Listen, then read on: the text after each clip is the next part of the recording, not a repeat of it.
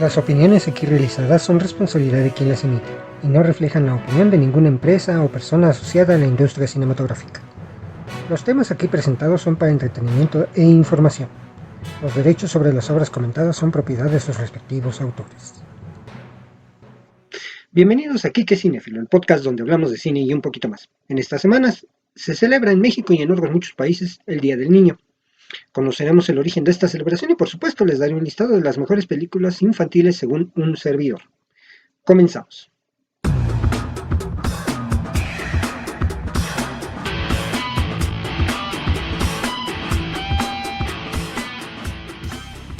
Síguenme en mis redes sociales. Facebook, diagonal, Quique Cinéfilo. Twitter, @cinéfiloquique. En Instagram, @Quique_cinéfilo. Busca mis videos en el canal de YouTube Quique Cinéfilo. Dale a la campanita y suscríbete. Y estoy disponible en Spotify, Google Podcast y Apple Podcast.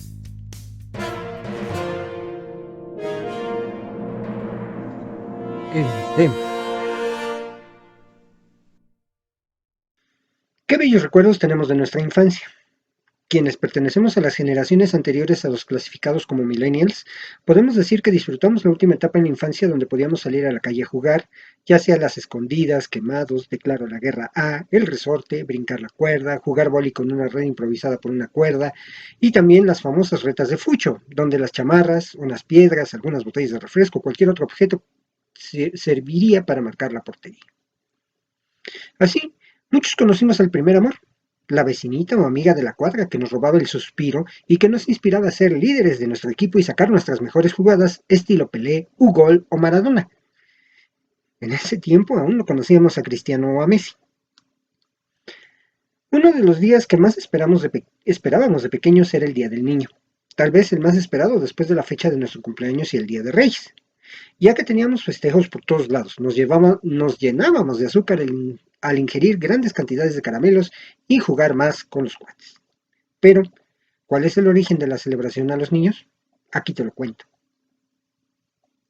El Día del Niño es una celebración anual dedicada a la fraternidad y a la comprensión de la infancia en el mundo, en el que se efectúan actividades para la promoción del bienestar y de los derechos de los niños. Esta efeméride es observada a diferentes fechas dependiendo de cada país.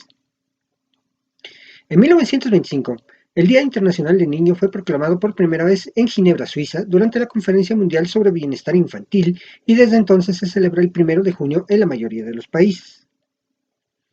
El día 20 de noviembre marca la fecha en que la Asamblea General de las Naciones Unidas aprobó la Declaración de los Derechos del Niño en 1959 y la Convención sobre los Derechos del Niño en 1989.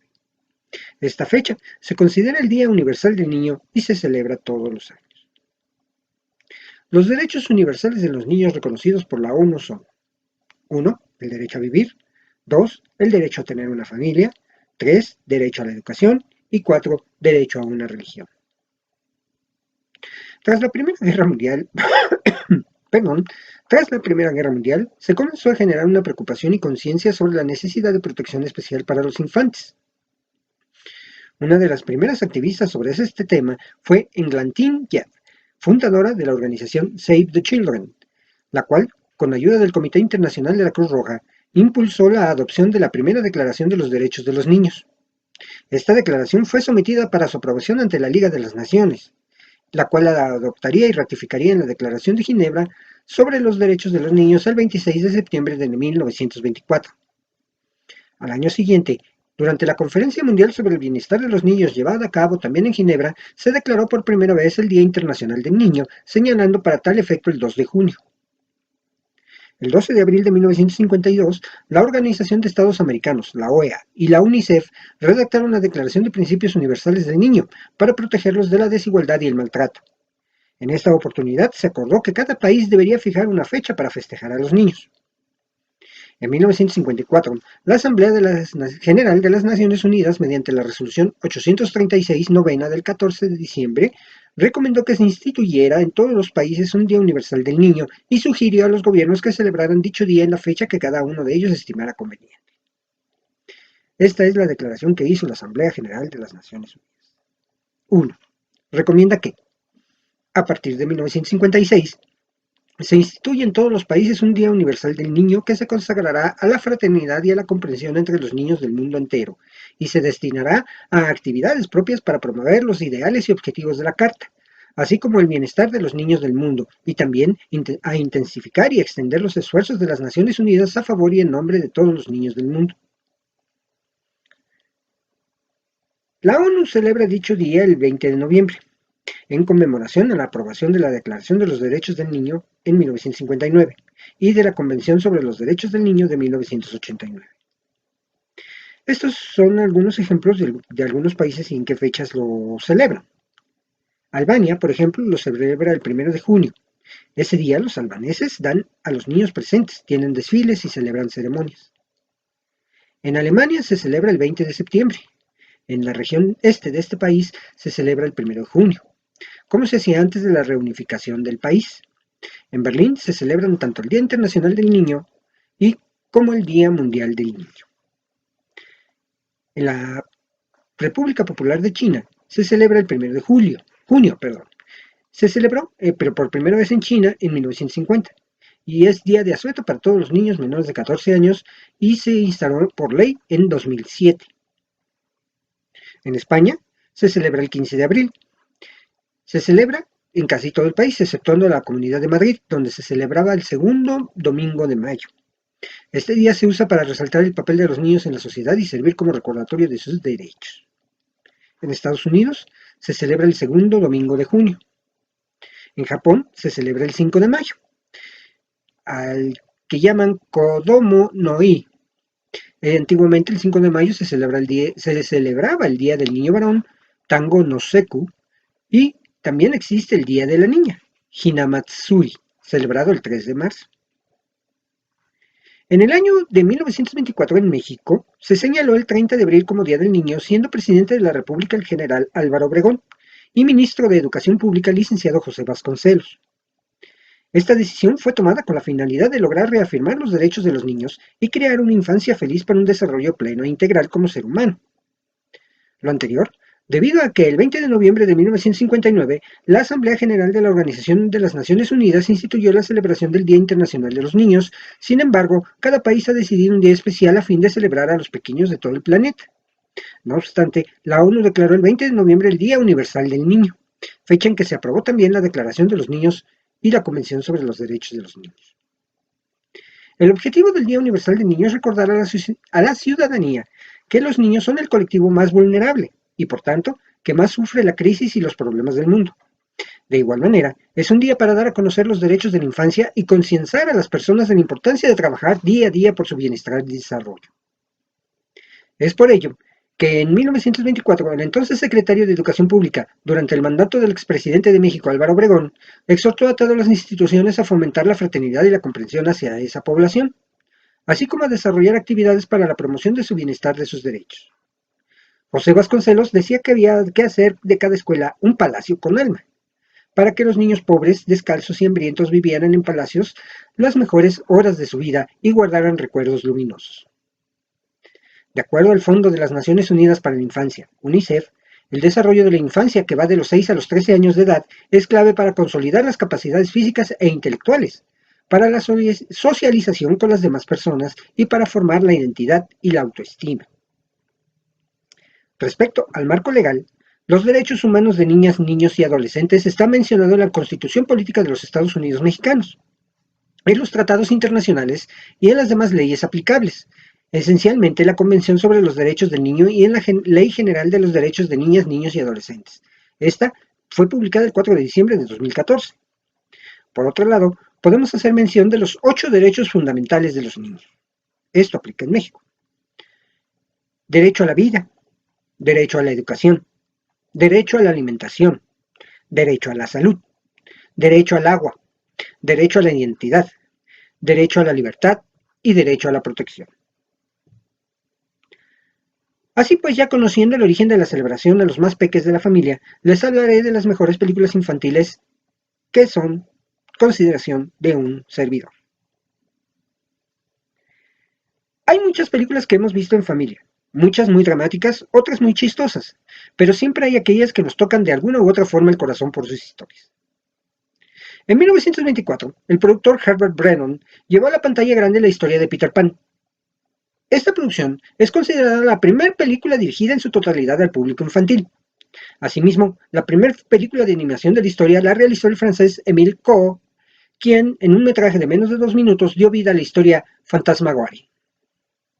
Y es así que muchas historias han sido adaptadas para los pequeñines.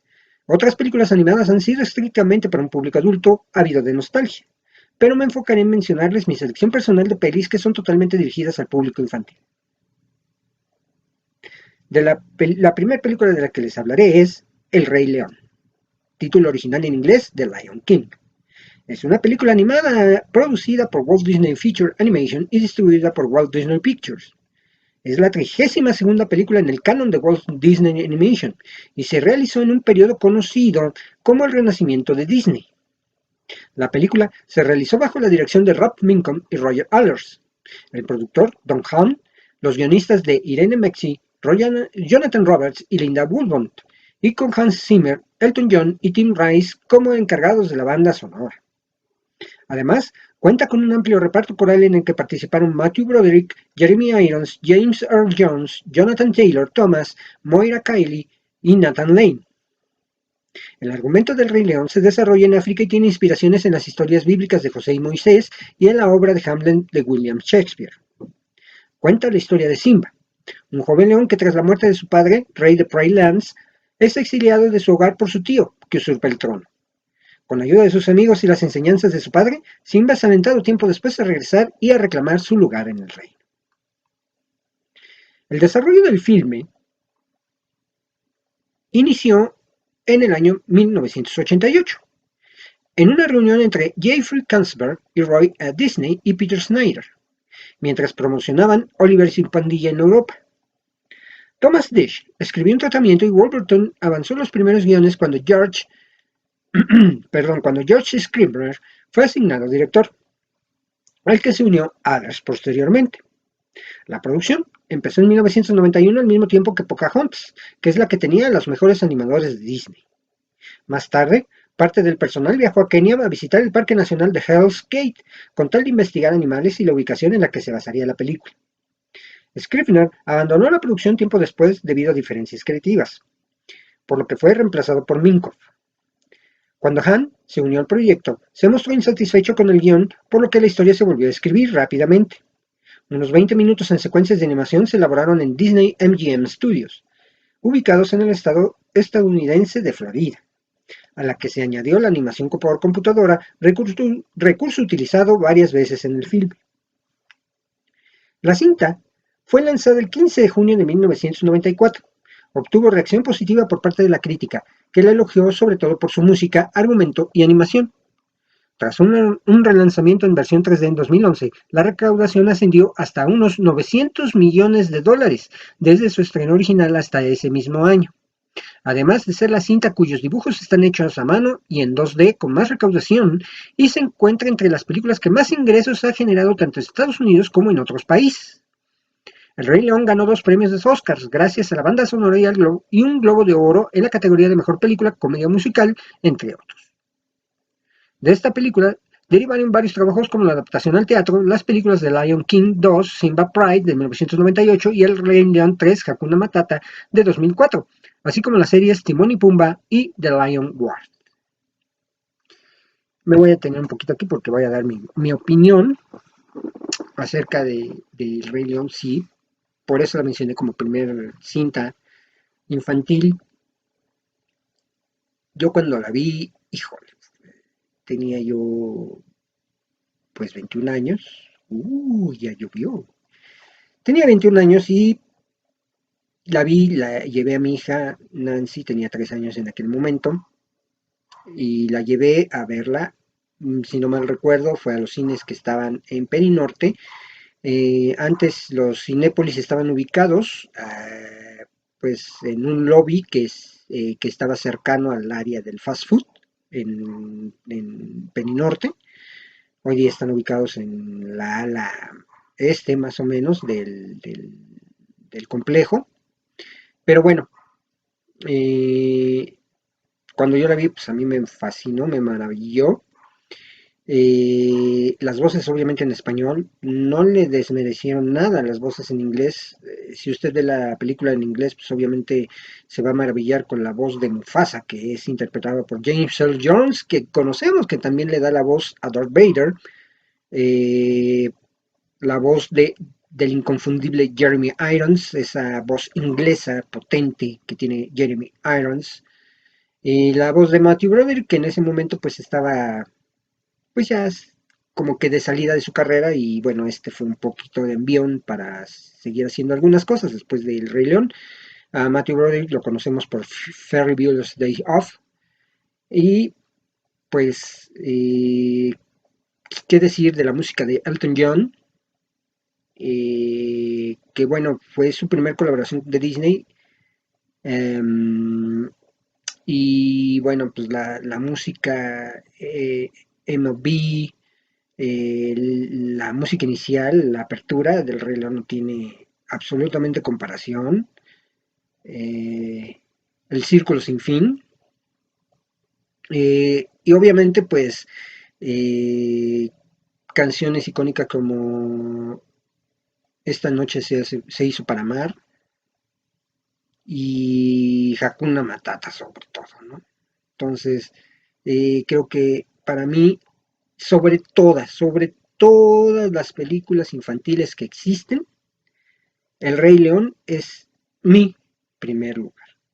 Digo, en esta lista que les voy a dar, pues realmente se quedaron muchas películas fuera, pero estas son importantes para mí en el gusto cinematográfico. La siguiente película es Die Undeadly Geschichte. Ah, ¿verdad? No dije nada. Así se escribe digamos, en español, pero esta frase es alemana y se traduce como la historia sin fin. The Neverending Story es una película estrenada el 6 de abril de 1984, coproducción entre Alemania Occidental y los Estados Unidos del género fantástico. Fue dirigida por Wolfgang Petersen y el guion está basado en la novela homónima de Michael Ende. Tuvo como protagonistas a Noah Hathaway y Bernard Oliver en los papeles principales. Fue producida por Bernd Eichinger y Dieter Gisler. En el momento de su estreno, era la película más cara producida fuera de los Estados Unidos o la Unión Soviética. La película fue la primera de la serie The Neverending Story. La película adapta solo la primera mitad del libro y en consecuencia no transmite el mensaje del título como tal. Y como se describe en la novela, la segunda mitad del libro se utilizó posteriormente como base aproximada para la segunda película, The Neverending Story 2, The Next Chapter, y la tercera película, The Neverending Story 3, Escape from Fantasia, de 1994. Aunque se dice que esta no tiene nada que ver con el libro. La adaptación solo cubrió la primera mitad del libro. La mayor parte de la película se rodó en el escenario 1 de los Bavaria Studios en Múnich, excepto las escenas callejeras y el interior de la escuela en el mundo real que se rodaron en Vancouver, Canadá. El reloj de vapor de Ganson, Vancouver, se puede ver en la escena de persecución al final de la película cuando los tres bullies son perseguidos por Canby Street, pasando el reloj de vapor en la intersección de Water Street y luego por Blood Alley. Y la playa donde cae Atreyu, que estaba filmado en la playa de Monsul, en San José, Almería, España. La película fue la primera en lengua inglesa del director alemán Wolfgang Petersen. Se consumieron alrededor de 265,000 cafés durante el rodaje. Ese rodaje ocurrió en el verano de 1983. Fue el verano más caluroso en 25 años en Alemania. Tal fue el calor que parte del escenario se derritió, por lo que tuvieron que reemplazar esa parte. Sin duda, uno de los aspectos más impactantes de la película son los efectos especiales que en 1984 todavía se realizaban sin la ayuda de ordenadores. Todas las figuras tuvieron que ser diseñadas y elaboradas de verdad. Primero se realizaban pequeñas figuras de barro como maqueta que luego se construirían en tamaño real con yeso. Las figuras de yeso servían como molde para la espuma que ocultaba la mecánica del interior de los personajes. Para hacerse una idea de la complejidad de dichas figuras, eran necesarios 15 titiriteros para manejar a un único personaje. Algunos de estos muñecos peculiares todavía se encuentran en la ciudad del cine de Baviera. De hecho, es una de las atracciones más populares en el paseo en la figura original, De hecho, algunos de estos muñecos se encuentran en la ciudad del cine de Baviera. De hecho, una de ellas es la del dragón de la fortuna de esta película. Es que está medio enredada la redacción. Perdón, no me ayuda el traductor. Bueno, la canción principal de la producción cinematográfica de Neverending Story es Daily Mal. Neverending Story. The Neverending Story. Bueno, más o menos así va la canción. También es una de las películas que a mí me impactó. Esta película yo la vi por ahí de 1985. Sí, esta película se la regaló un tío a mi mamá y yo vivía en Morelia en aquel entonces. Entonces cuando llegó, me recomendaron esta película muy bonita y todo eso y la vi, me encantó. Y sí, yo también ya leí el libro. Ciertamente la película es la mitad del libro y hay muchas cosas aún así que se omiten. Sabemos que las adaptaciones del libro al cine pues suele omitir algunas veces hasta incluso cosas importantes de la historia, pero por la cuestión tiempos muchas veces se tiene que acortar ese tipo de cosas. Y bueno, como datos curiosos de esta película, bueno, por ejemplo en el libro, el dragón de la fortuna no es un dragón perro como lo vemos en la película, sino es un dragón de verdad, al estilo Shenlong, amable, como el estilo de Shenlong de Dragon Ball, pero es dragón, no es un dragón perro. Y el tenebroso lobo que persigue a Atreyu, pues es, ¿qué les digo? Un monstruo en el libro y así lo describe el libro y pues no es tan terrorífico o dramático el lobo en la película. Es una película muy bonita, una película que nos invita a creer en nuestra imaginación, a creer en que podemos lograr las cosas y sobre todo que podemos sobreponernos de los problemas. Uh-huh.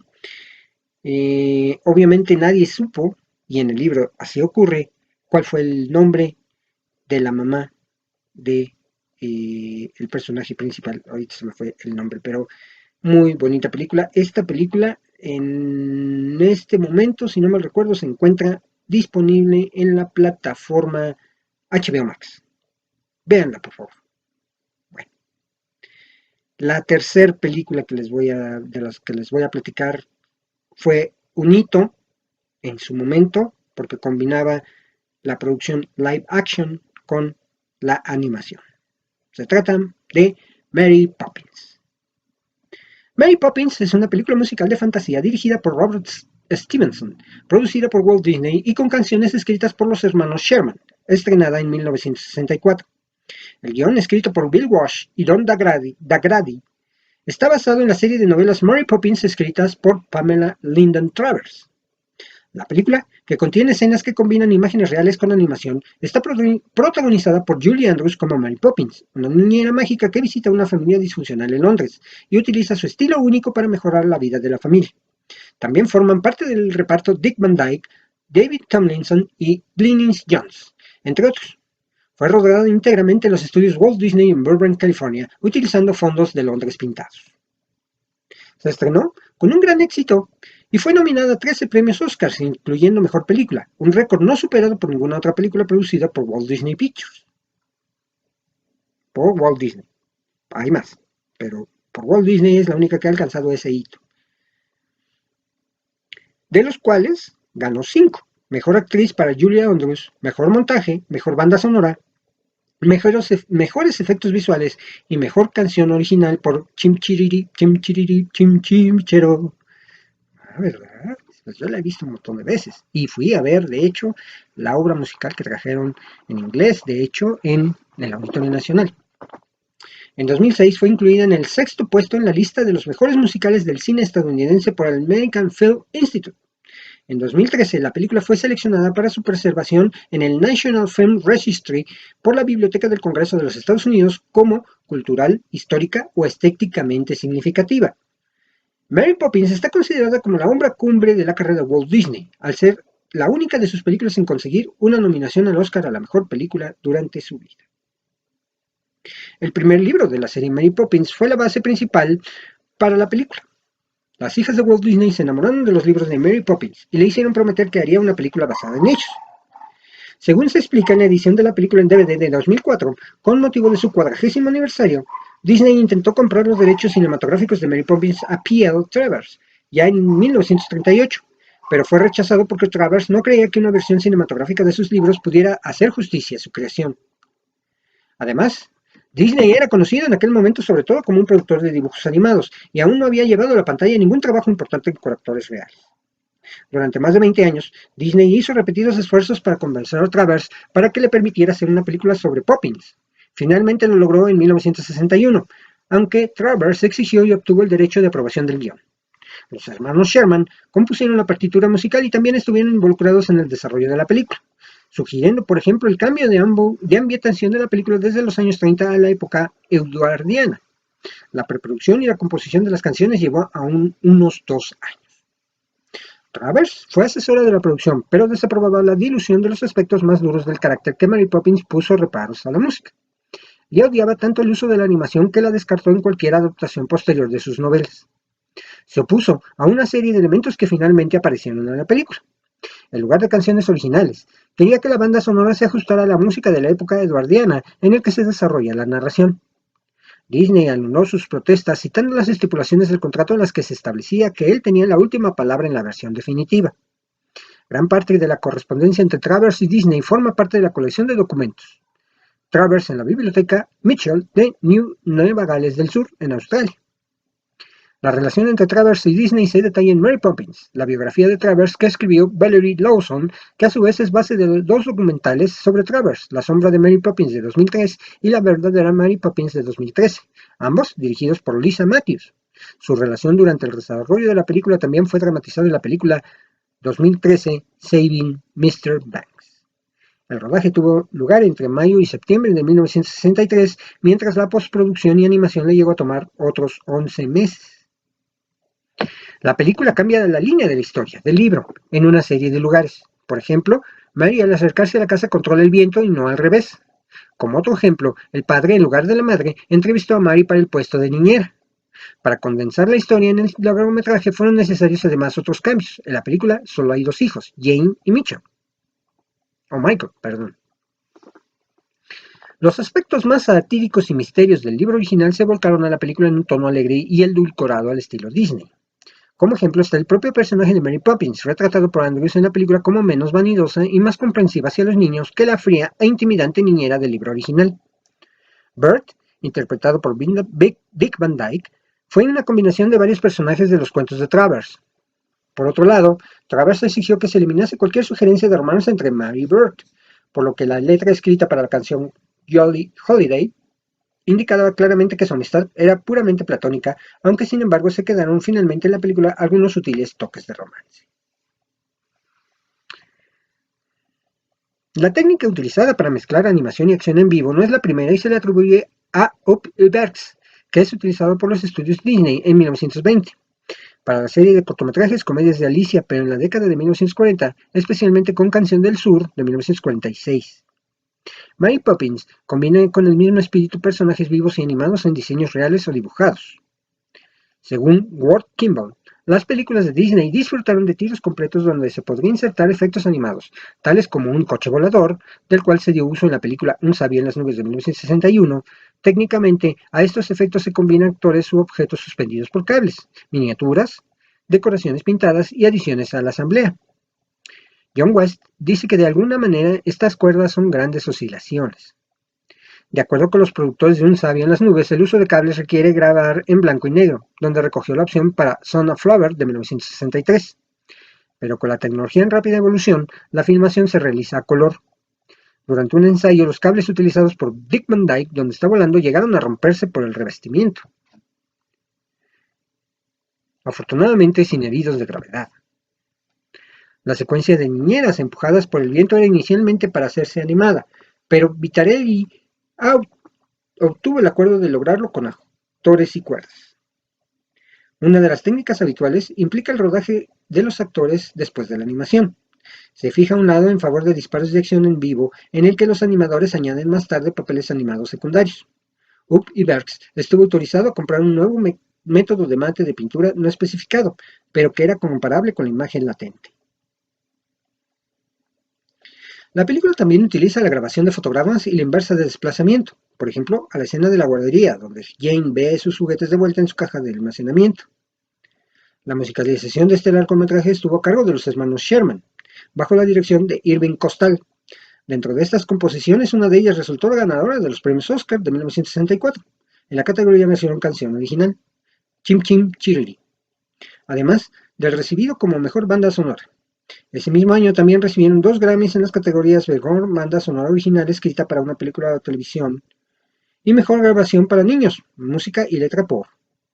En esta categoría, no solo los hermanos Sherman recibieron premios Grammy, sino también Irving Costal ganó en música adaptada y dirigida por, y Julie Andrews interpretada por, al igual que Dick Van Dyke. La música, además de las letras, envolvieron a los personajes haciéndolos más entrañables. Estos marcaron la niñez de aquella época e incluso ha trascendido de generación en generación, formando parte de la cultura popular. Dentro de las canciones más queridas por el público se encuentran Chim Chiriri, Chim Chirin, Chim Chim Chero, A Spoonful of Sugar, con un poco de azúcar, y Supercalifragilísticoespialidoso, y Feed the Birds, migas de pan. El éxito logrado por el audio tan representativo de la cinta en cuestión llevó a Mary Poppins directo a Broadway. Algunas de las piezas fueron editadas debido a limitaciones en el tiempo del film y otras por ser parte de pasajes introductorios. Buena Vista Records se encargó de la edición de la banda sonora y sacaron el primer disco LP a la venta. Posteriormente fue reeditada para su uso en teatro y su redistribución en discos de vinilo bajo el sello Walt Disney Records. Cuando Julie Andrews ganó el Globo de Oro a la Mejor Actriz, comedia musical de 1964, se lo agradeció al productor Jack Warner, a modo de ironía. Warner rechazó a Julie Andrews para el papel protagonista de la adaptación cinematográfica de My Fair Lady de 1964, a pesar de que ella interpretaba el mismo papel en el teatro. Curiosamente, Audrey Hepburn interpretó dicho personaje y ese año no estuvo nominada porque en las canciones fue doblada por Marnie Nixon. Piel Travers, la autora de la novela, pidió a Walt Disney que quitara la secuencia de dibujos animados de la película, pero Disney se negó. Walt Disney propuso a Julie Andrews que interpretase a Mary Poppins después de verla en Broadway, en la obra de teatro Camelot. En el episodio de Los Simpson de la 8ª temporada llamado Simpson Califragilístico Espialidoso, es una parodia de la película ya que llega a la casa de la familia una niñera llamada Shari Bobbins, clara parodia Mary Poppins, y en el episodio de la 15ª temporada titulado Los monólogos de la reina, en el que los Simpson viajan a Inglaterra, en un comienzo se ve una imagen de la ciudad de Londres, pero con varias niñeras volando con su paraguas y un maletín, igual que en Mary Poppins. En un episodio de Los Padrinos Mágicos, llega una niñera llamada Susie Califragilística, haciendo una clara referencia a Mary Poppins. En el episodio de Padre de Familia titulado Peter el Ilegal hacen una parodia de Mary Poppins cuando Peter consigue un trabajo como niñera. En la escena aparecen Jane y Michael, los niños a los que cuidaba Poppins, hablando sobre cómo será su nueva nana, cuando Peter cae del techo disfrazado de Mary Poppins y los aplasta. Angela Lansbury fue una de las actrices en las que se pensó para protagonizar la película. La actriz gozaba de fama después del estreno de la película El Mensajero del Miedo de 1962, pero fue descartada por interpretar a un personaje tan alejado al de Mary Poppins en dicha película. Como curiosidad, cabe destacar que fue nominada al Oscar a Mejor Actriz de Reparto por dicho papel. Curiosamente, dicha actriz participaba en la secuela de la película. Bette Davis también fue considerada y rechazada por la misma razón, pues había protagonizado un año antes ¿Qué fue de Baby Jane?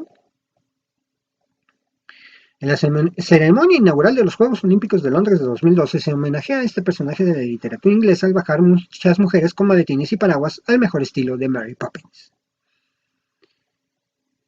En el videojuego Tekken Tag Tournament 2, el personaje Jin Kazama tiene como item move un paraguas que se adecua a determinado vestuario que utiliza para entrar en pantalla volando al cambiarse con su compañero, al estilo de Mary Poppins y clara referencia a dicho personaje literario. Mary Poppins aparece en el tercer volumen de The League of Extraordinary Gentlemen de Alan Moore y Kevin O'Neill. Su papel consiste en ser el refuerzo enviado por Próspero de la Liga de 2009 y exterminar al Anticristo, a quien ella derrota al convertirlo en un dibujo de tiza, que es borrado por la lluvia. Poppins también aparece brevemente en el dossier negro de la Liga, cruzándose con los protagonistas en el mundo llameante. Y bueno, ¿qué les puedo decir?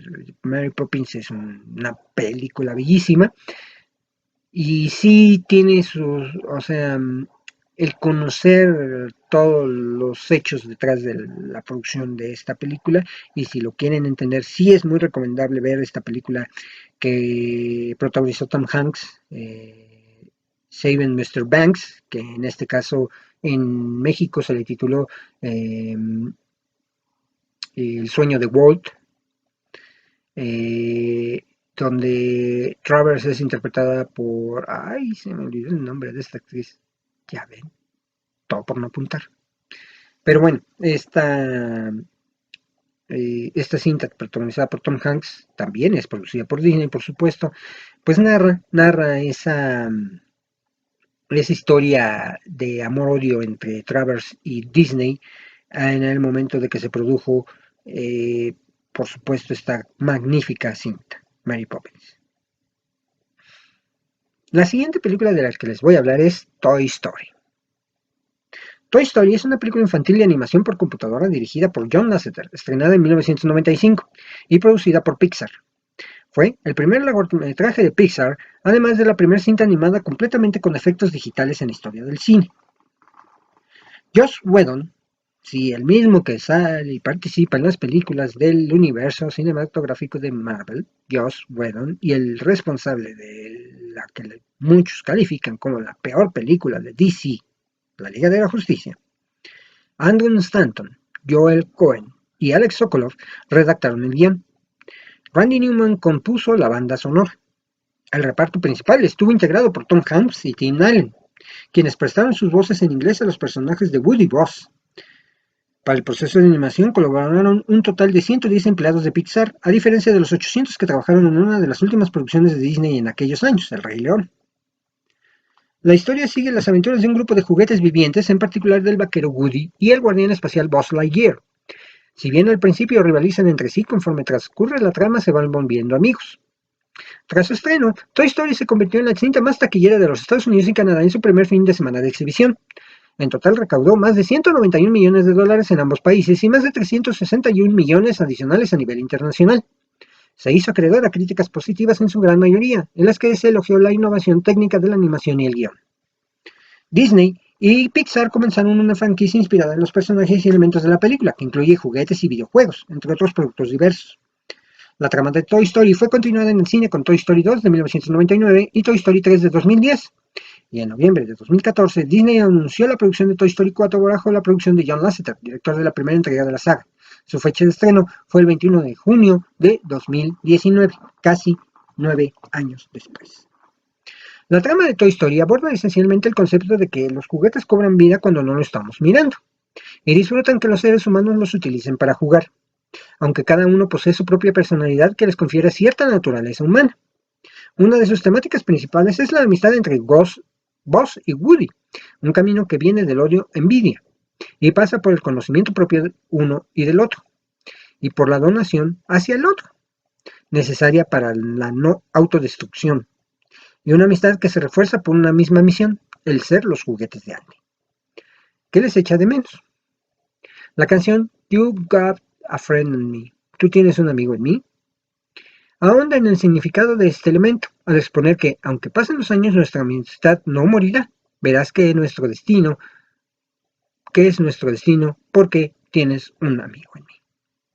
El filme también refleja las consecuencias de los celos ante la posibilidad de que alguien nuevo le robe el afecto a alguien que amamos. La secuencia en la que Buzz descubre su verdadera identidad como juguete incorpora temáticas como la desilusión, la crisis existencial y la depresión. Nicholas Barber de BBC comparó la narrativa de la escena con la literatura de Philip K. Dick, al percibir que, atrapado en un ambiente hostil, un hombre descubre que todo lo que sabe sobre el mundo es una mentira. Todos sus recuerdos son falsos, todas sus convicciones son erróneas. Él no es el héroe que asumió que era. Ni siquiera es un individuo. Es un autómata, fabricado de metal y plástico, cuyo único propósito es divertir a sus creadores. En su análisis, también destacó que los personajes principales, los juguetes, son esencialmente los padres de Andy, Adultos acosados que no quieren nada más que complacerlo, incluso sabiendo que pronto crecerá y los dejará atrás. Es una historia sobre lo difícil y poco gratificante que es la vida de los padres de familia. Por otro lado, la trama invita al espectador a que aspire a soñar en grande, lo cual se ve reforzado por la expresión al infinito y más allá, pronunciada por el propio Buzz.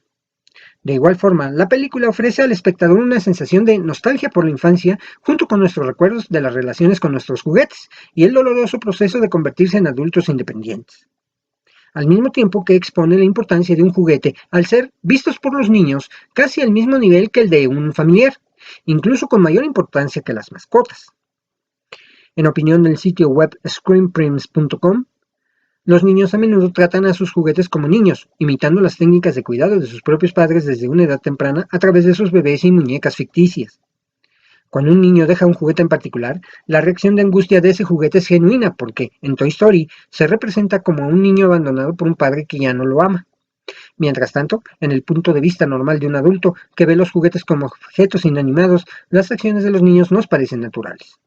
Después de todo, los niños crecen eventualmente y la infancia no dura para siempre. Y eso es verdad. La selección del reparto de voces recayó en Ruth Lambert, Nancy Hayes y Mickey McGowan, y dio comienzo a principios de 1993, conforme se concretaba la redacción del guión. Cabe señalar que la grabación de las voces se llevó a cabo antes del proceso de animación, a partir de guiones gráficos que incluían diálogos grabados por algunos empleados de Pixar, a manera de inspiración para la interpretación de los actores seleccionados. En total se realizaron 10 sesiones de grabación de 4 horas cada una aproximadamente, para concretar esa etapa de la producción. Lasseter tenía considerado a Tom Hanks desde un inicio para que interpretara a Woody, al expresar que él tiene la capacidad para adoptar sensaciones y volverlas conmovedoras. Incluso, si el personaje, como en el caso de A League of Their Own, se halla en las situaciones más adversas y despreciables. A su vez, el actor aceptó la propuesta cuando le mostraron una secuencia de la película con su voz superpuesta a partir de su interpretación en Turner and Hooch. Si bien Billy Crystal era la opción inicial para Buzz, este rechazó participar en la producción, aunque luego Pixar le ofreció participar en Monsters, Inc. Ante esto, Katzenberg le ofreció el rol a Tim Allen, quien en ese entonces grababa la serie Home Improvement de Disney. Se trató de la primera ocasión en que Hanks y Allen interpretaron a un personaje animado en sus respectivas trayectorias cinematográficas. Y bueno, pues qué decir de Toy Story, una película bellísima también, que como ya vimos, como ya escuchamos en la explicación de la película, pues trata muchos temas: la amistad, la depresión, el amor hacia los semejantes, eh, era no dejar a ningún integrante de los juguetes de Andy fuera, y podemos ver muchas cosas que realmente a lo mejor pasan en el mundo real. Ahí hay una cuestión cuando Disney lanza el screenshot para sus primeras reacciones, para ver qué cambiaba, qué no. Alguien fue de chismoso a algunos de los fabricantes eh, y de juguetes, y bueno, pues ya sabrán, empezaron los pleitos legales por la utilización, por ejemplo, del señor Cara de Papa, del Slinky, y aunque los personajes principales, Woody y Buzz, eran netamente originales, pues también por ahí algún vivo quiso apropiarse de los derechos, y ya sabrán, fue un relajo cuando se estrenó Toy Story, pero al final el camino Disney, con el poder de la Casa del Ratón, logró solventar este tipo de problemas, y después ya en las películas subsecuentes pues empezó a utilizar algunos juguetes en acuerdo con fabricantes como Kenner, Mattel, etcétera. Y bueno, la siguiente película que les voy a comentar es Madagascar. Madagascar es una película animada en 3D estadounidense producida por DreamWorks Animation y estrenada en cines en Estados Unidos el 27 de mayo de 2005. La película trata de 4 animales del zoológico de Central Park, Nueva York: Alex el león, Marty la cebra, Gloria el hipopótamo y Melman la jirafa, que han estado toda su vida en cautiverio. a los que una serie de casualidades acaba dejándolos en plena naturaleza en la isla de Madagascar. Allí descubrirán que la vida salvaje no es tal y como se lo imaginaban. En el papel de Alex el León en inglés, su protagonista fue Ben Stiller. En la versión mexicana fue Eduardo Tejero quien le dio la voz y Paco León en España. A Marty lo interpreta en inglés Chris Rock, Alfonso Obregón en México y en España Alexis Valdés.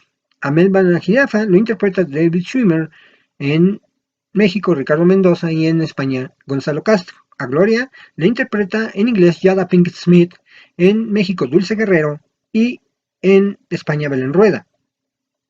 Los pingüinos, uno de ellos es Itzy Dubesky, y bueno, ¿qué les puedo decir? ¿No?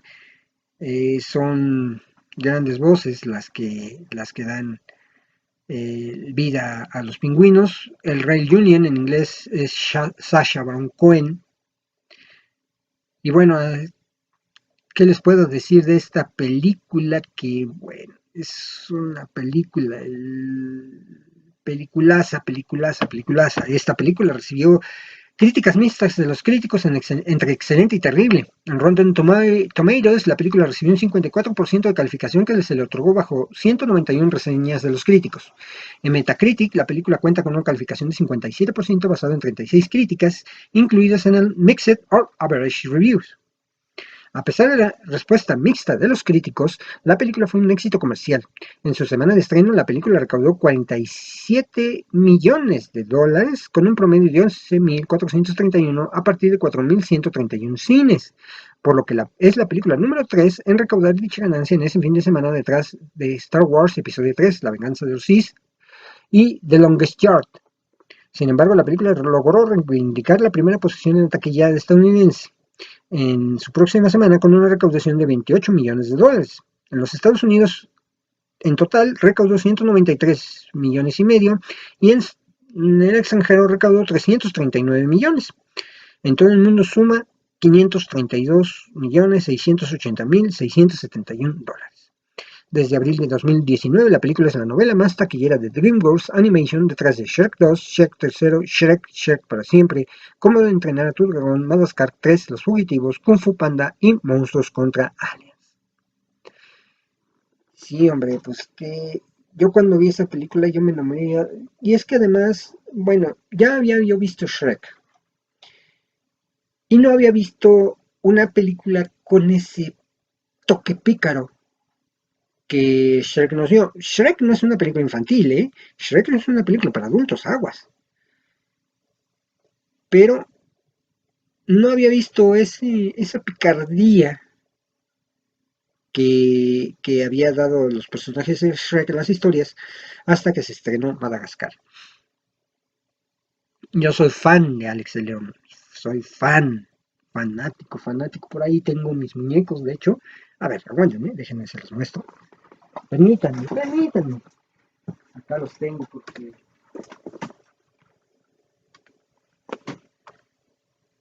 creo que voy a tener que editar este pedacito para que no vean el, el, el desastre que armé. Pero bueno, me costó muchísimo trabajo, pero finalmente conseguí. Estos en México no los hay tan fácil, pero aquí está a mi favorito Alex el León. Perdón que sean un poquito polvosos, pero pues no se mueven. Eh, Alex el León. También mi favorito,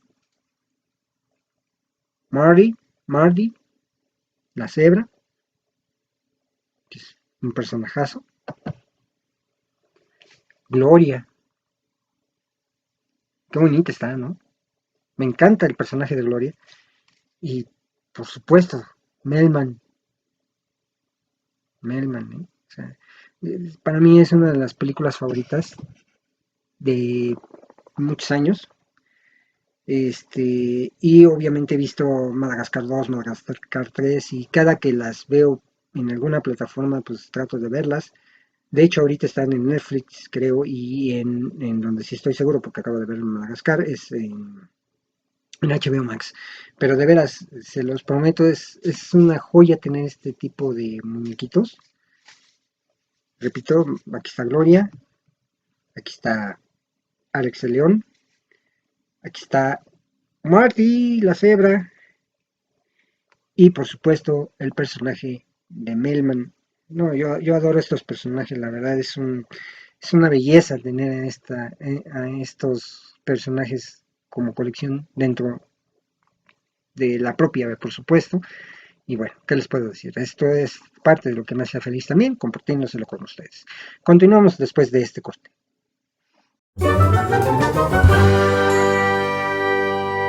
La frase cinematográfica. Y bueno, fue muy difícil escoger una frase cinematográfica para el tema del día de hoy, pero por supuesto, este es definitivamente mi favorita. Hakuna Matata, una forma de ser. Hakuna Matata, nada que temer, sin preocuparse, es como hay que vivir, a vivir así, ya que aprendí Hakuna Matata. Ah, ¿verdad? Como les digo, es mi favorita, definitivamente el Rey León. Y bueno, es por esta semana fue todo en Quique Cinéfilo, el podcast donde hablamos de cine y un poquito más. Los espero con sus comentarios y sus sugerencias en mis redes sociales. Agradezco de antemano a todos ustedes, ya que mi base de suscriptores en YouTube está creciendo y esta semana creció bastante.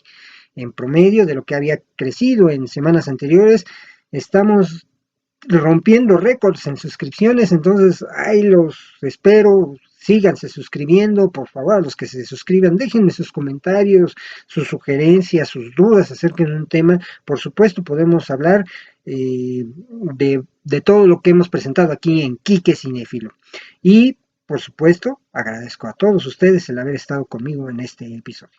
Espero que estén muy bien y nos vemos la próxima semana. Hasta pronto.